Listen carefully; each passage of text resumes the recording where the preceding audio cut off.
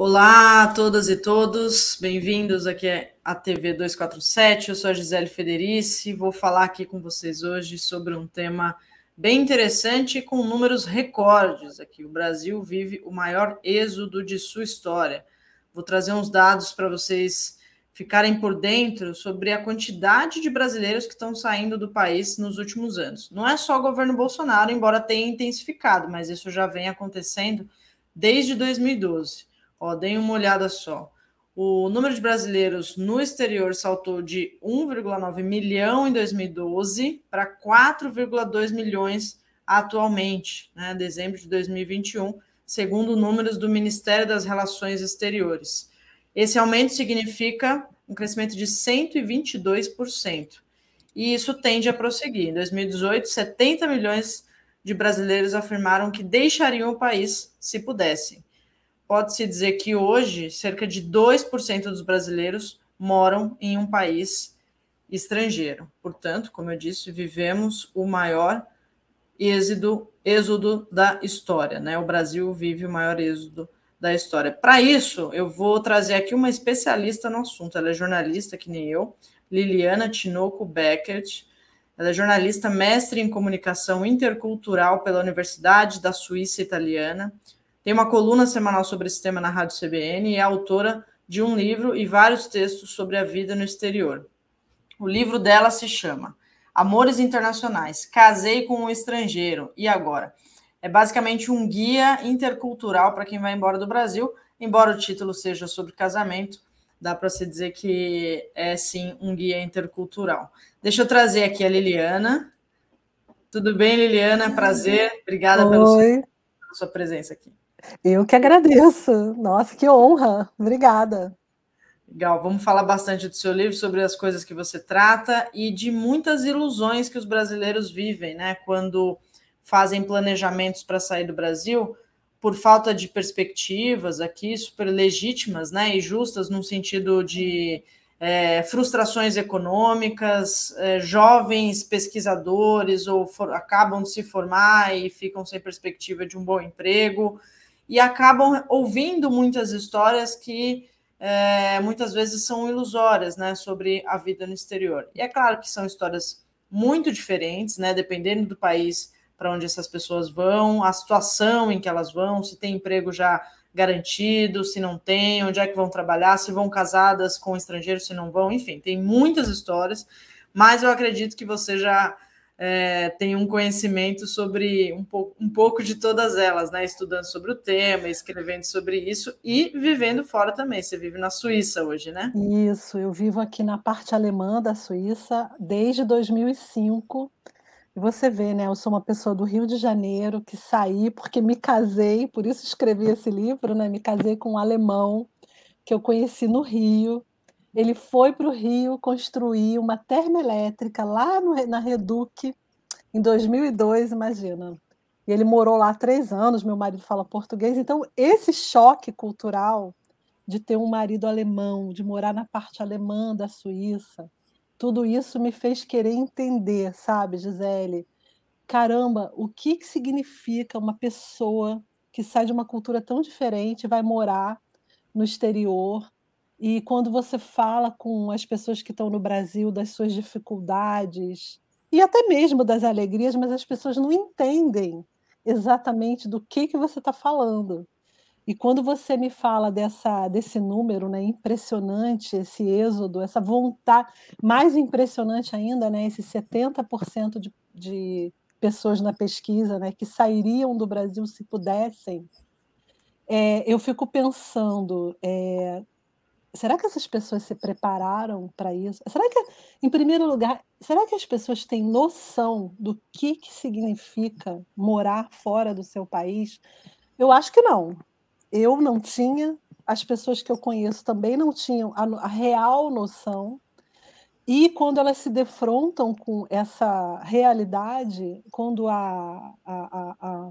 cai a ficha, você fica assim: "Nossa", aí é que vem, aí o que eu sempre falo, você troca um pacote de problemas A por um outro pacote de problemas B, entende?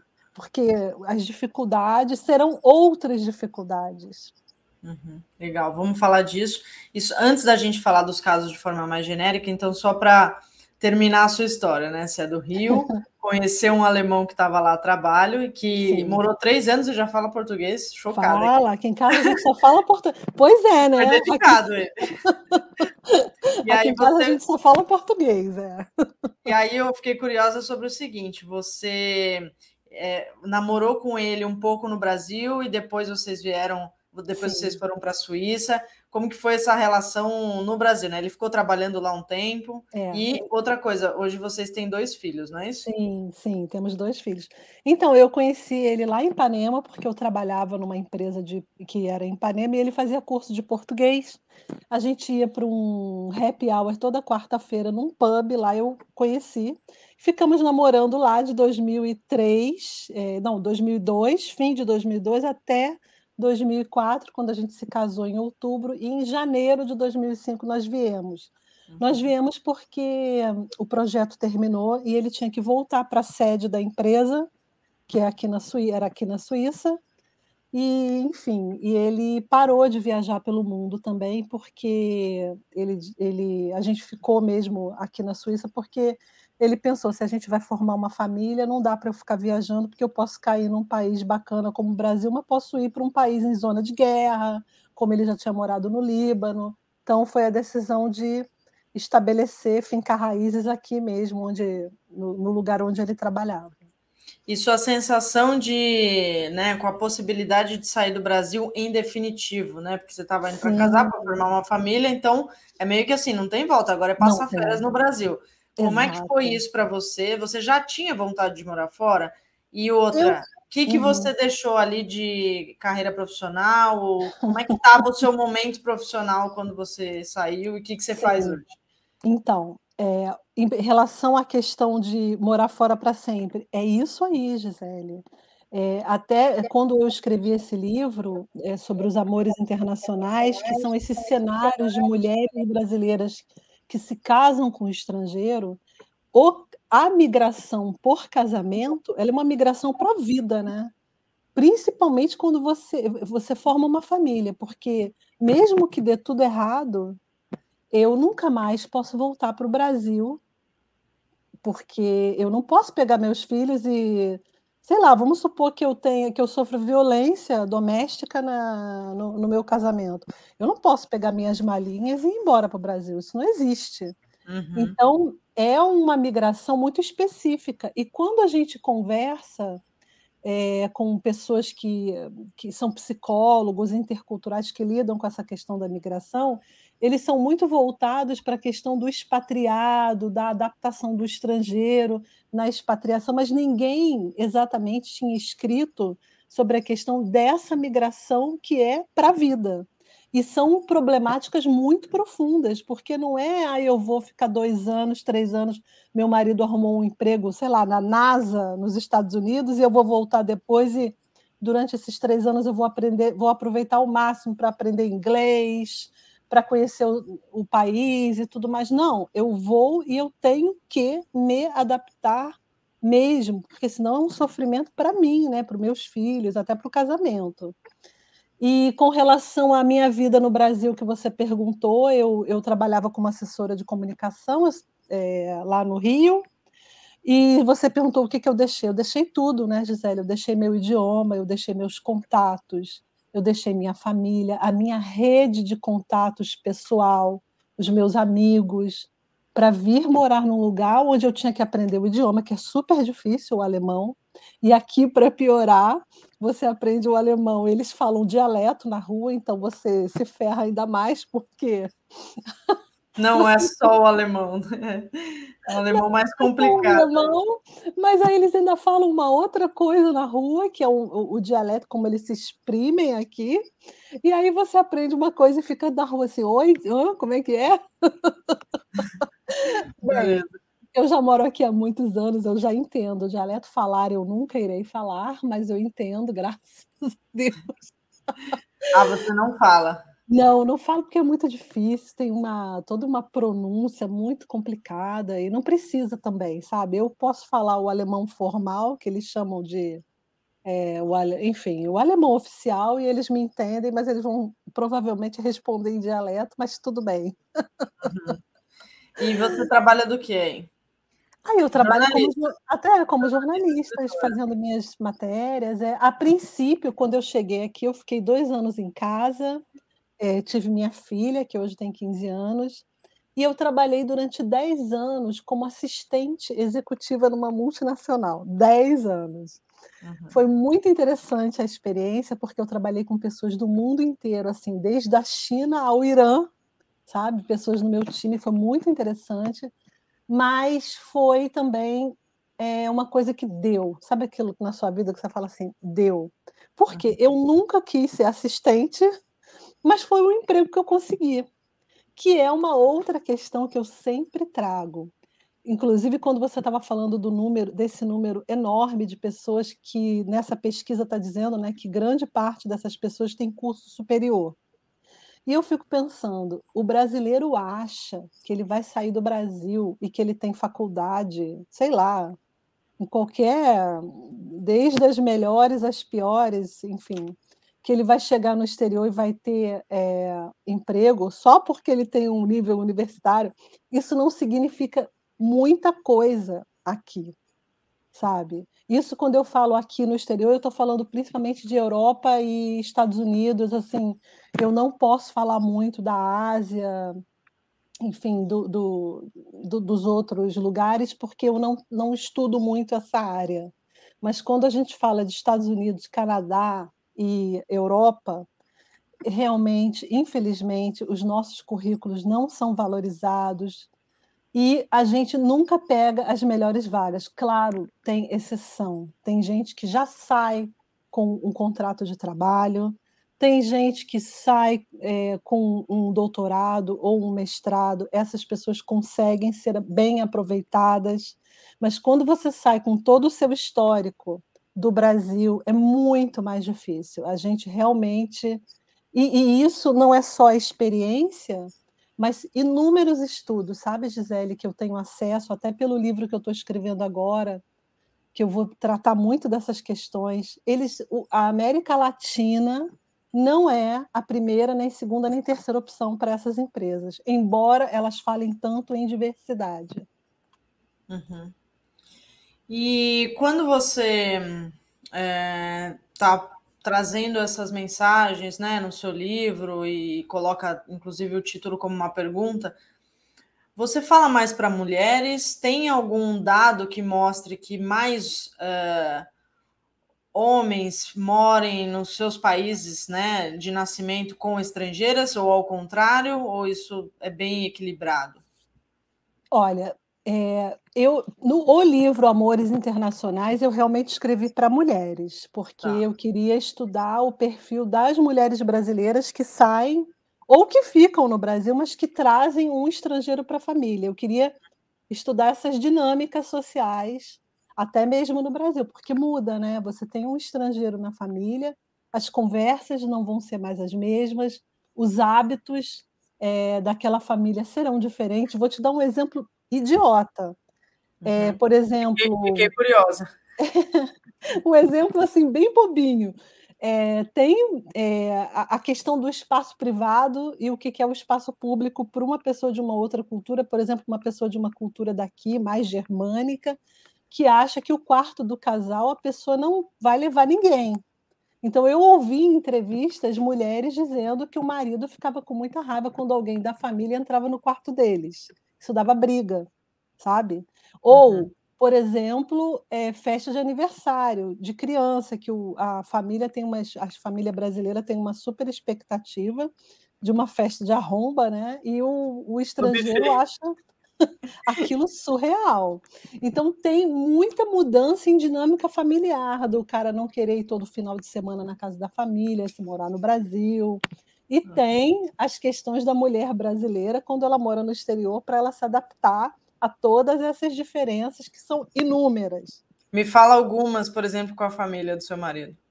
E por exemplo, o Natal, que não é uma reunião, não é uma celebração de família, como a gente tem aí no Brasil, que a gente chama até, vizinho, né, aqui não, é cada um no seu quadrado.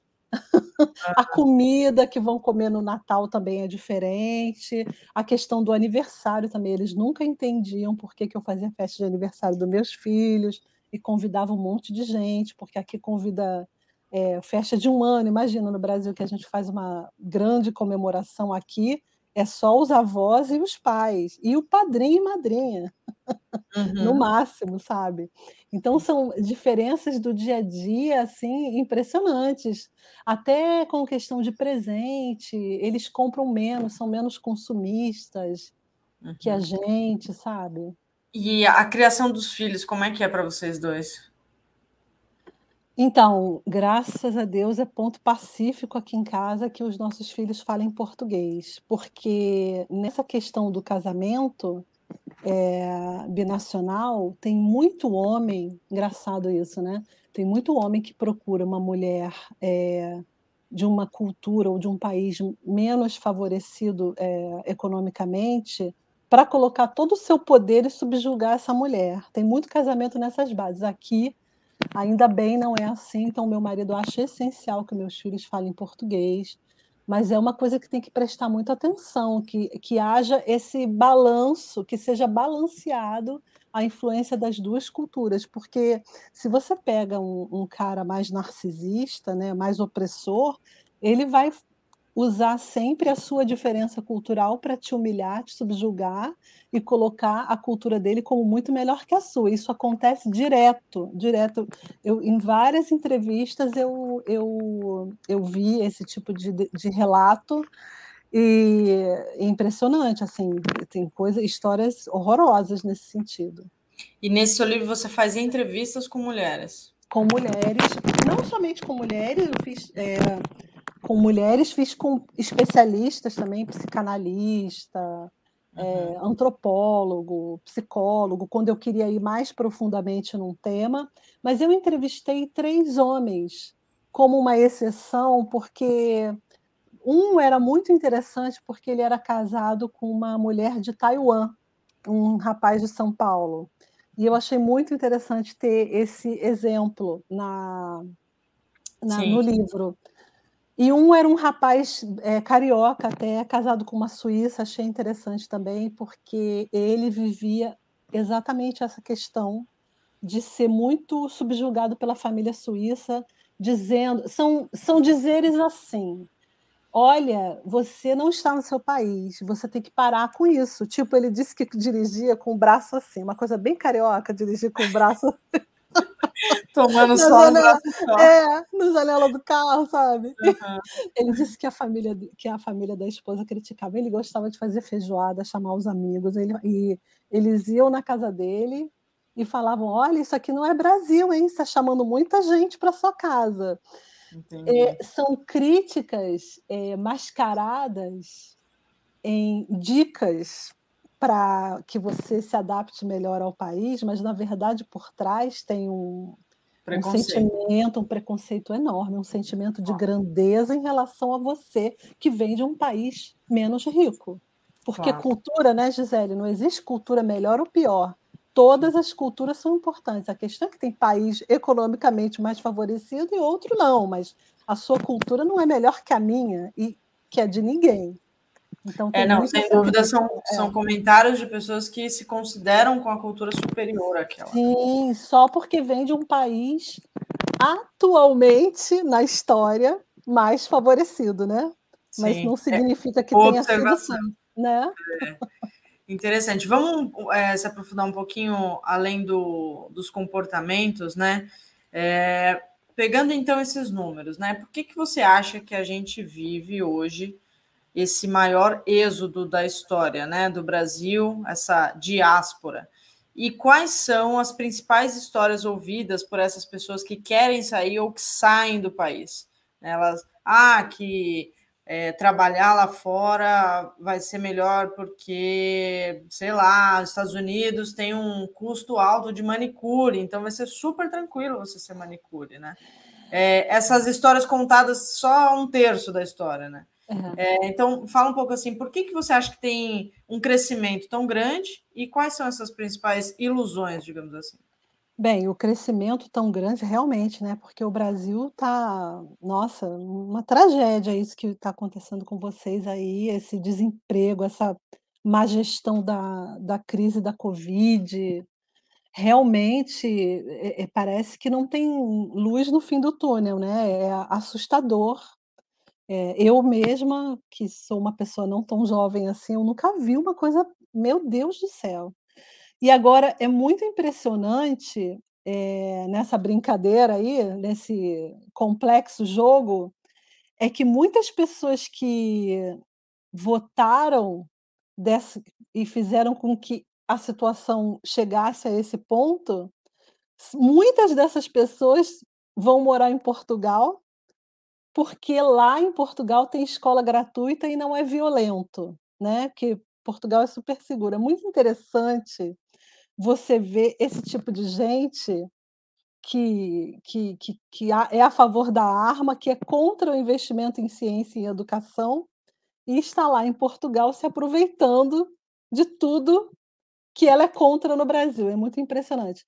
E uma outra coisa muito impressionante também, é esse tipo de gente, achar que a escola gratuita no exterior, aqui na Europa principalmente, mas quando, quer que o filho ela se incomoda quando o filho estuda com estrangeiro. Imagina, uma criança brasileira estudando numa escola pública na Europa, e os pais brasileiros se incomodarem que tem muito estrangeiro na sala de aula. Co Estrangeiro, você diz assim, árabe e africano, né, no geral. Exatamente, exatamente. Essas pessoas, elas não têm noção de que a escola pública significa não é escola gratuita, é escola para todos. E todos significa pegar as pessoas negras, as pessoas refugiadas, mas isso incomoda.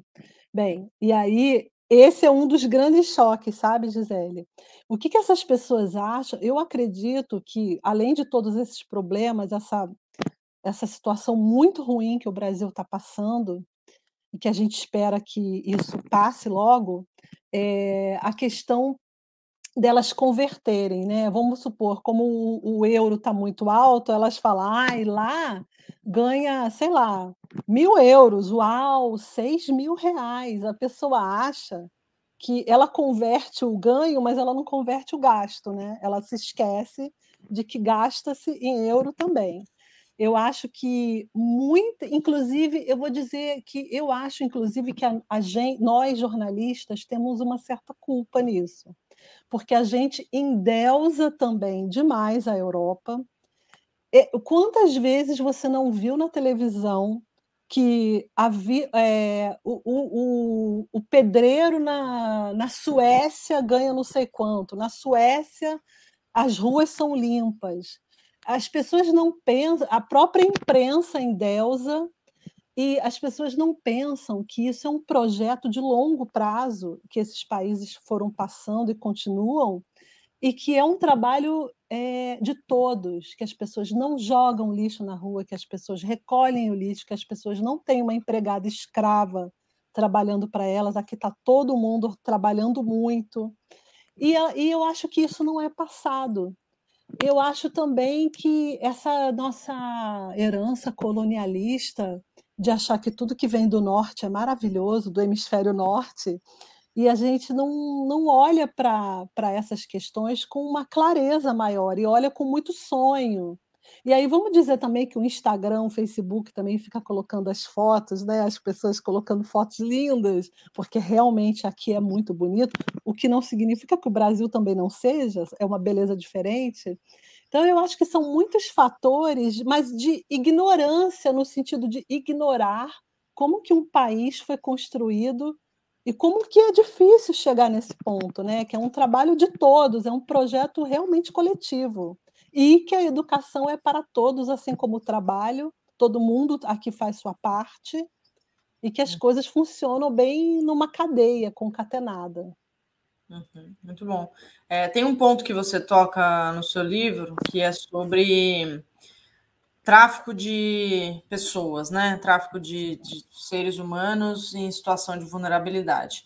E aí o Brasil entra nisso, claro, principalmente meninas, né? Muito fragilizadas, situação financeira muito séria e que recebem promessas em diversos lugares do país, não é só um lugar, né? Estava ouvindo outro dia um podcast da Folha, que acho que era da Folha, não lembro agora, que contava uma longa investigação de tráfico de mulheres, e essas situações são variadas, e pegavam inclusive mulheres de classe média, né? No interior do Amazonas, mas também na capital de São Paulo. Sim. Algo assim, muito variado mesmo. Queria que você trouxesse um pouco sobre o que você descobriu em relação ao tráfico de pessoas. E, claro, eu estou falando aqui de mulheres, mas se você também, o que você soube sobre homens? Tem de homens também, sim. É impressionante, Gisele. Você sabe que eu comecei a me atentar para esse assunto quando eu descobri que tinha uma associação em Zurique, que eu moro aqui perto de Zurique, que é de um brasileiro, se chama Projeto Resgate, e eles resgatam mesmo pessoas em situação de vulnerabilidade.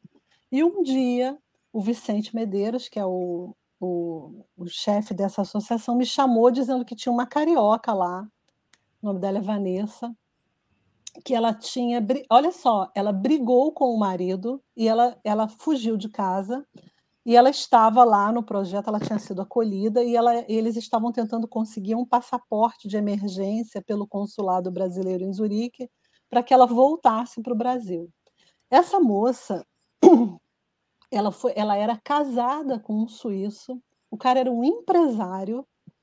O que ele fez? Ele casou com ela mesmo no papel, ela morava com ele, só que ele pegou o passaporte dela, ele disse que não ia mais pagar o plano de saúde dela, porque aqui na Suíça é obrigatório ter um plano de saúde privado, todo mundo tem que ter, se você não tem dinheiro, o governo paga, mas é obrigatório. Bem, ele falou: eu não quero pagar o seu plano, você está me custando muito caro, e você vai ter que trabalhar. Ele arrumou um emprego para ela num prostíbulo, você vai ter que trabalhar como prostituta, e com esse dinheiro você vai me dar o dinheiro para pagar o plano de saúde. O que, que aconteceu? Ele botou ela para dormir no porão, o porão é sempre muito frio, ela dormia, ela me contou, ela dormia de casaco, de cachecol, de bota, ela só tinha acesso a 4 ovos por semana e queijo, alguns queijos como proteína, e ela ainda tinha que lavar, passar para os filhos do cara. E ele tomou o passaporte dela. Essa menina fugiu, ela conseguiu fugir. Mas eu ouvi histórias do Vicente Medeiros dizendo que várias mulheres casadas, eu tenho mais uma história de uma moça que foi morar que se casou com um polonês também, que o cara queria que ela trabalhasse de prostituta, a mesma coisa, pega o passaporte. Ou seja, esse cara, inclusive, esse marido da Vanessa, ele disse que você quer se separar de mim? Eu vou na Índia, eu vou em qualquer país e pego uma outra muito melhor do que você. Ou seja, esses caras já têm esses países como Índia, países da América Latina, até mesmo o Brasil, como locais onde você pode pegar mulheres vulneráveis, que têm um sonho de morar no exterior ou que precisam muito, porque às vezes já tem 3 filhos no Brasil, está vendendo o almoço para comprar janta, sabe? Numa situação de vulnerabilidade enorme. E o cara vai e casa. Mas o incrível é que ele se casa com essa pessoa. E assim tem homens, eles colocam anúncios dizendo que estão. O Vicente falou que tinha um rapaz que veio para trabalhar aqui na Basileia como professor de capoeira, chegou aqui também, teve que se prostituir, que não tinha dinheiro, que não tinha salário, que vivia com fome. E assim acontece, pessoas que ficam presas, como pessoas que são presas pelos maridos em casa, porque aqui o vidro é duplo por causa do frio, e como são muitas casas, não é como no Brasil, né, nas grandes cidades, que as pessoas moram em apartamento e as pessoas escutam. Não, aqui você fica muito isolado mesmo, até acusticamente. Então, casos de mulheres que viviam presas dentro de casa. E os vizinhos, eles se conversam aí? Não, primeiro porque é uma sociedade muito individualista, as pessoas não têm esse hábito de falar. De Segundo, comunidade. de comunidade, as pessoas essas mulheres, elas vêm, nunca vão aprender o idioma, porque os caras não pagam curso, eles querem mesmo exercer esse poder sobre elas, então não paga curso, já é um grande sinal, inclusive isso eu falo no livro. Marido, namorado, que não quer que você aprenda a língua local, já fica com o pé atrás com essa pessoa, porque o idioma é o maior poder que ele pode exercer sobre você, né. Como você De não pode se liberdade, defender. né? De Exato, de conhecimento. tudo, né, de conhecimento, de liberdade, de independência. E aí, as pessoas não sabem nem falar, não tem como gritar, porque são casas, às vezes, distantes, o vidro duplo, tudo trancado, frio, e aí, como é que vai saber? Passam-se anos. Sim, exatamente. E aí, E é nesse muito caso, impressionante. os melhores caminhos são organizações, são. Organizações, né, conseguir entrar, se o cara não tomar seu celular, entrar num grupo, pedir ajuda. Tem, por exemplo, eu fiz uma entrevista, o grupo GAMB, que é GAMB, G-A-M de Maria, B de bola, E de elefante, ponto, com, é um grupo de voluntárias pelo mundo que, inclusive, ajudam mulheres nessa situação. É gratuito e elas têm ajuda de psicóloga, de advogada, que realmente vai dependendo do país onde você esteja, elas vão te jogar para uma ajuda naquele país. Então é um trabalho bem bacana que ajuda mulheres brasileiras em situação de vulnerabilidade pelo mundo, assim. Muito bom. Vou compartilhar novamente aqui a capa do seu livro, Amores Internacionais. Obrigada. Casei com um estrangeiro e agora foi lançado em novembro agora de Foi 2021. na verdade foi ano passado, em novembro de 2020. Ah, é? Ah, tá. É, Estou um ano atrasada. Tinha visto na matéria do UOL, achei que era agora. é, é, Ah, tá bom. É da editora Inverso, né? é. E, e a Liliana é jornalista, né? E tem tem mestrado em comunicação intercultural pela Universidade da Suíça Italiana, tem uma coluna semanal na Rádio CBN sobre esse assunto e é autora de vários livros, agora também é colunista aqui do Brasil 247. Liliana, tem um assunto que você toca no seu livro que é a questão do preconceito, né? Como os brasileiros que se veem como brancos no Brasil e como não brancos em outros países, né? Isso é bem interessante. Eu tenho uma amiga que ela tem a pele aqui, ela passa de branca, né? Ela fala que ela é branca socialmente, né? Socialmente branca, porque ela jamais sofreria racismo no Brasil, mas ela tem lábios grossos, cabelos enrolados e pretos, né? Então, quando ela foi para os Estados Unidos, ela era black people, né? E aí foi uma diferença brutal, mas ela, enfim, não ficou em choque, é só uma coisa interessante ali para a percepção dela, do privilégio que ela perdeu como socialmente branca aqui no Brasil e que passou a ser negra e latina nos Estados Unidos, né? Quando a pessoa tem essa mestiçagem, assim, que, enfim, essa palavra não é boa, né? Atualmente, principalmente para quem nega o racismo, mas, enfim, tem várias histórias sobre isso, né? Uma vez eu vi um vídeo do Pirula, não sei se você conhece, um youtuber Não, que ele super, fala de ciência, fala de biologia e tal. Ele tem um cabelo bem enrolado e um pouco crespo também. E aí ele fala sobre isso. O que, que eu sou? Né? Ele é uma super mistura, assim.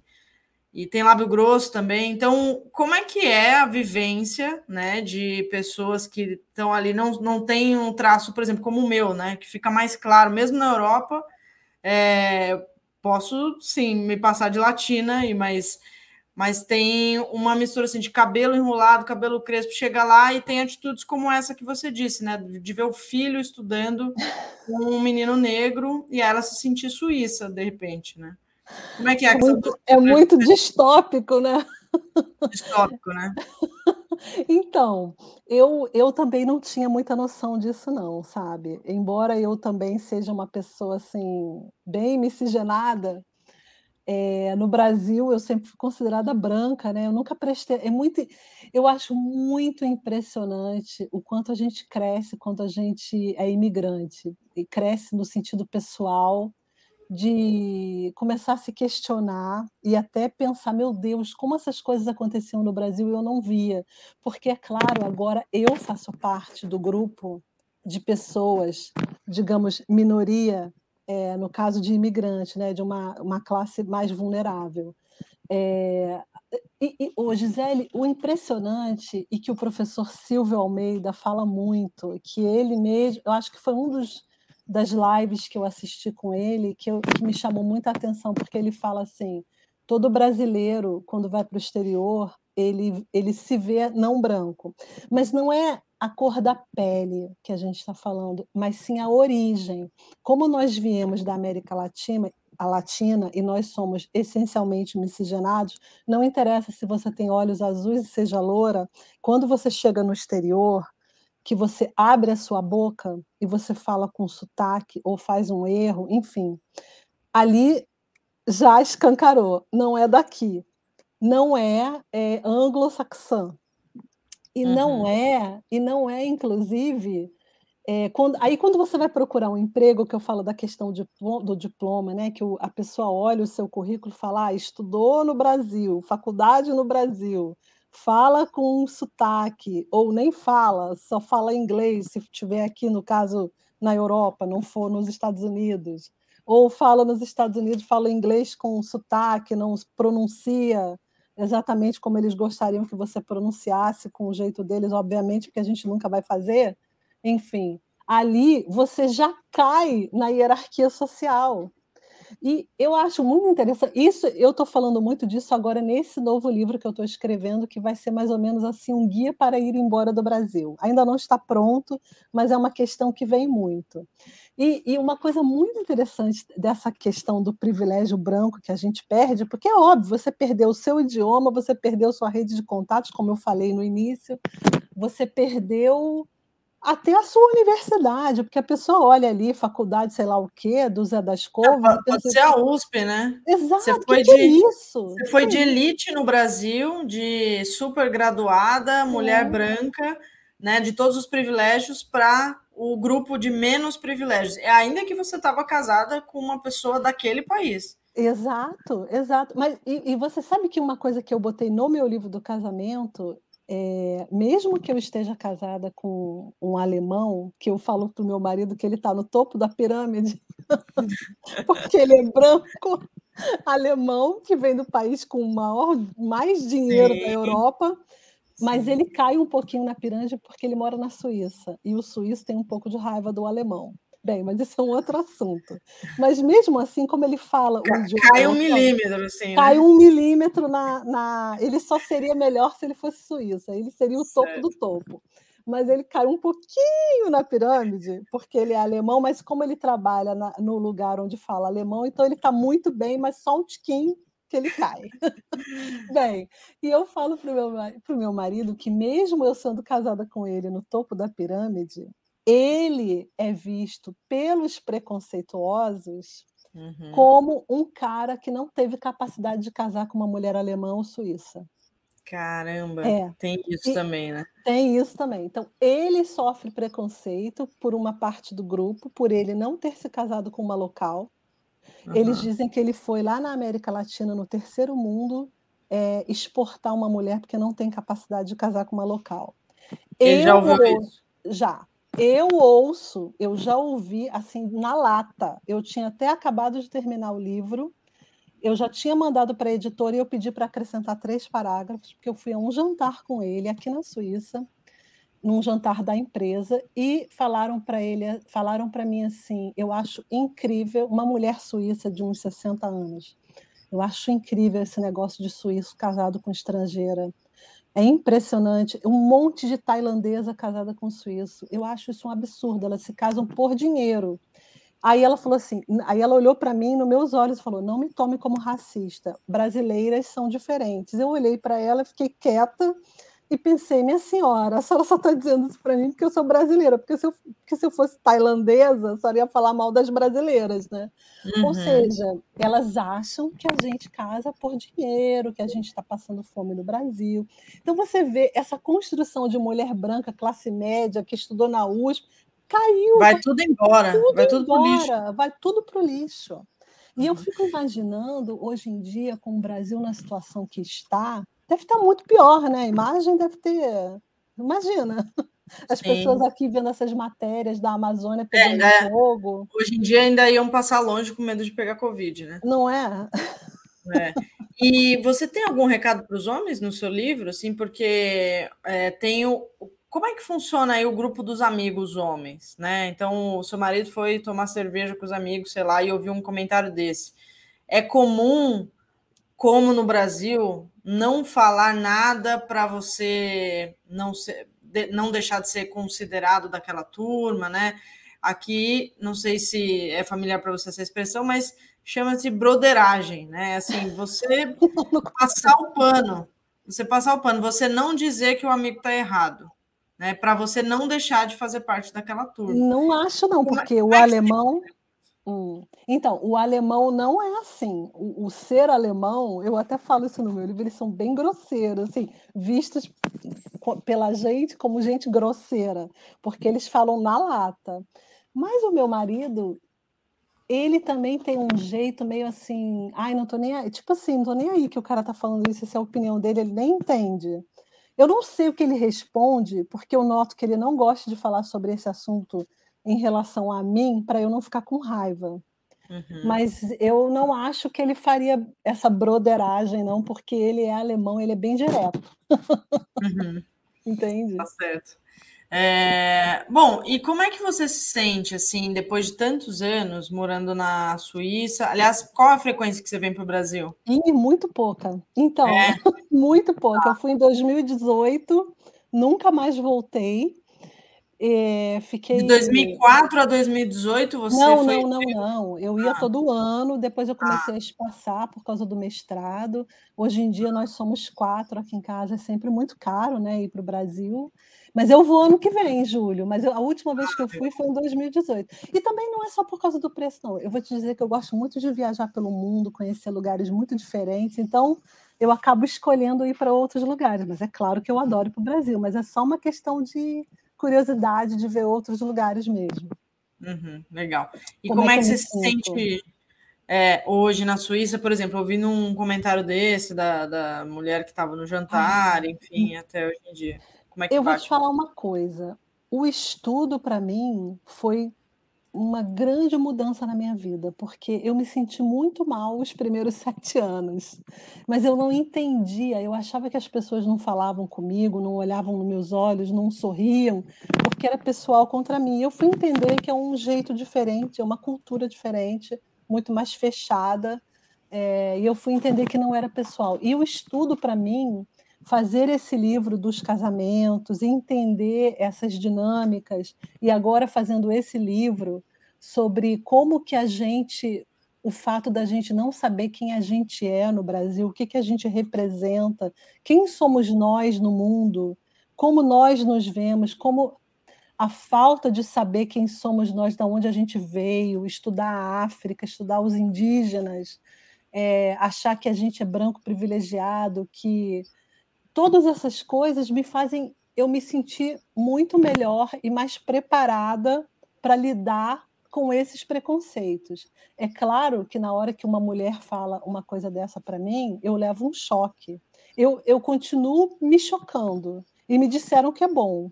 Eu ouvi dizer, a minha terapeuta me falou que é muito bom eu continuar me chocando, porque no dia que eu não me chocar mais é que a situação está ruim.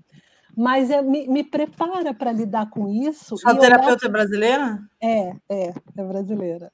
Ela fala para mim: "É muito bom que você se choque", mas ouvir isso é doloroso, porque e também eu sinto um pouco de pena dessa senhora, né, porque eu penso: "Coitada, o mundo dela é muito pequenininho", né, porque imagina, a Suíça são, 49% dos casamentos aqui são binacionais, ou seja, 40? 49% das Metade? famílias metade.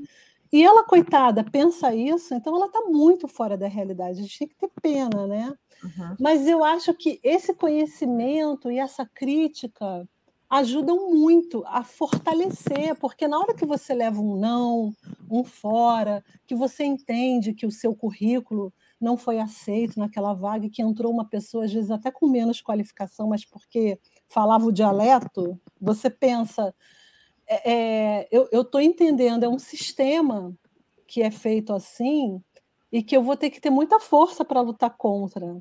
Então, eu acho que é muito importante saber. É muito impressionante essa questão da gente sair do Brasil muito bobinho, né? Achando que a gente vai pegar nosso diplominha lá aí do Brasil, nosso inglês. Você imagina a quantidade de pessoas que não têm influência no inglês, né? Que é uma coisa básica que todo, né? Até o motorista do ônibus fala e você sair dessa realidade e achar que vai se dar bem. E aí você chega aqui, você toma um grande choque, um banho de água fria mesmo, né? Em vários sentidos. Então é bom Agora, saber da onde a gente vem, sabe? agora imaginar mulheres ou estrangeiros, brasileiros de forma geral, né? Mulheres, homens que saem do Brasil sem essa consciência tomada, né? De qual é o seu lugar, qual é a sua classe, a sua nacionalidade, você está sendo tratado assim por esse motivo, e não ter a força mesmo psicológica ali, emocional de lidar com aquilo, você vai sendo massacrado, né? Massacrado, Fisicamente, massacrado. economicamente, emocionalmente, você é destruído. Às Né? vezes nem economicamente, né, Gisele? Porque às vezes, como eu, né, casada com um alemão, tem um monte aqui de menina casada com suíço, com sueco, com finlandês, enfim, homens que vêm de um país de aceitabilidade aqui, né? Digamos assim, em Sim. competitividade, que tem cargos bons e que elas eventualmente não precisariam trabalhar. Mas psicologicamente, em termos de identidade, você começa a pensar: quem sou eu? Eu era tudo lá no Brasil, agora eu sou um nada. Eu tinha uma empregada, eu tinha uma Maria lá, uma negra que fazia tudo para mim, agora eu é que sou essa negra. Essas pessoas pensam assim. Eu estou entrevistando para esse meu segundo livro que eu estou escrevendo, e eu conversei com psicólogas interculturais, e algumas me disseram: o maior problema dessas mulheres, principalmente mulheres de expatriados que vêm com esse cargo já muito bom, é o fato de não ter uma doméstica. Imagina isso, a pessoa pira porque não tem alguém para fazer um serviço que ela pensa que é menor, que é ruim, que é dessa mentalidade nossa, né? Que a gente Sim. cresceu com essa, infelizmente, com essa mentalidade escravagista. Que a E gente aí, não pode gastar tempo fazendo a faxina, né? exato, fazendo a Final de semana, comida. Então a eu tô pessoa cheio, fica cansado. muito vulnerável, muita vulnerabilidade psicológica, identitária, mas é tudo, né? Você abriu mão da sua língua, dos seus amigos, aí o seu curso universitário não significa nada. Quando você vai falar o idioma, você fica igual uma criança balbuciando. Então você vai caindo na pirâmide social em todas as facetas, né? Chocante. É muito. Para mim, eu, Liliana, se eu algum dia, ou se algum dia eu ajudei ou ajudarei alguém com os meus textos, eu vou te dizer que a pessoa que eu mais ajudo sou eu mesma, porque o que eu vou tomando de Terapêutico. consciência é totalmente terapêutico. Aham, muito bom. Não, muita coisa que eu não sabia, assim, ou que é algo muito superficial, né? Que a gente acaba se aprofundando. Então, eu achei tudo muito impressionante. Gostei demais do seu trabalho. Eu queria te fazer uma última pergunta sobre isso aqui, ó. A Tá. gente publicou uma matéria sua, aliás, foi assim que a gente se conheceu, né? É, A gente reproduziu uma reportagem sua para a revista Plurale, isso. e que é do Rio de Janeiro, e que faz uma cobertura sobre sustentabilidade, sobre meio ambiente. E você traz aqui uma perspectiva da migração climática, né? Os imigrantes, Os refugiados do os clima, né? refugiados do clima, os refugiados do clima. Me fala um pouco disso, o que são os refugiados do clima e por que isso tem se intensificado, obviamente, né? A destruição do planeta está casando aí com esse crescimento, né? De mudanças de países por conta de desastres ambientais. Pois é, foi um curso que eu fiz, de uma escola italiana que se chama, enfim, em português, mais ou menos, Escola Internacional de Migração. E eles lançaram esse curso agora em outubro, setembro, outubro, foram 2 meses. A primeira parte era online e a segunda era em loco, lá na Itália, na ilha de Lampedusa, para onde eu fui.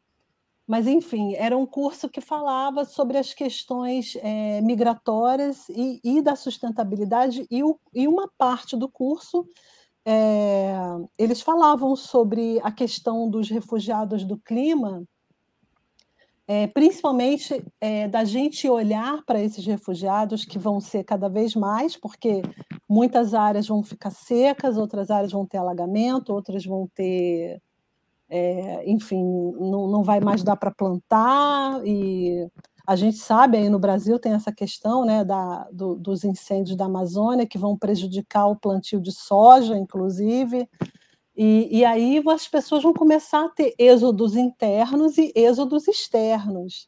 Uhum. E nessa brincadeira vai pegar todo mundo. Eu poderei ser uma refugiada, assim como você, todo mundo hoje em dia fica meio que vulnerável, porque a gente nunca sabe o que exatamente que vai acontecer, né? Então, foi muito interessante essa discussão de não tratar esse tema como uma crise, mas como uma transformação, porque já está acontecendo e vai demorar aí mais de uma década nessa transformação, atingindo todo mundo. Claro que os países ricos provavelmente terão mais condições de lidar com isso do que os pobres. Então, a gente no Brasil, de novo, está aí vulnerável novamente com relação a essas questões. E foi um curso muito interessante, porque eles falavam da oportunidade, por exemplo, que a Europa tem de utilizar essa mão de obra dessas pessoas que vão estar em deslocamento, porque a Europa tem essa problemática aí, né, de crescimento das pessoas, do crescimento demográfico, né? Então, aproveitar essa oportunidade, eles acham que pode ser também uma oportunidade, aproveitar essa nova mão de obra e o conhecimento que essas pessoas trazem dos seus países, no sentido de, vamos falar assim no popular, dar nó em pingo d'água, coisas que essas pessoas criam nos países delas para lidar com a escassez. E aí eles trazem desde tecnologia a essas gambiarras mesmo. E aí são vários estudos, eram professores de universidade da França, muitos da Itália, falando dessas tecnologias que você pode hoje utilizar para ter um consumo mais sustentável e utilizar essa mão de obra nesse tipo de trabalho também, e que é uma ótima oportunidade para o mundo trazer todo mundo para o barco, porque sustentabilidade não pode deixar ninguém de fora, né? Uhum.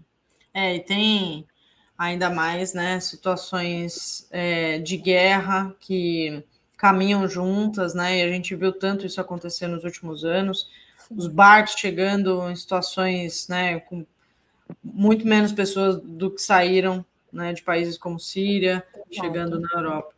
E interessante que você estava me falando, o que você estava falando agora, me lembrou de uma coluna do Nabil Bonduque, que é urbanista, publicou aqui na Folha de São Paulo essa semana sobre um filme que está para ser lançado, chama Não Olhe para Cima, Não Olhe para Cima, né, e que mostra, nas palavras dele aqui, como o negacionismo científico e a promiscuidade entre o setor privado e o poder público provocaram a destruição do planeta, né, e aí tem uma história de um cometa gigante, tem uns cientistas que vão avisando o mundo inteiro de que aquele cometa está vindo e ninguém acredita, e tem uma ligação aí com o negacionismo científico. E aí ele lembra o seguinte, o Nabil Bonduque, nessa coluna: desastres ambientais e a emergência climática combinadas com o capitalismo selvagem estão gerando cidades fantasma, verdadeiras ruínas urbanas. Nessa semana, 30 tornados em sequência, nunca antes visto, devastaram 5 estados americanos, enquanto enchentes destroem cidades do sul da Bahia.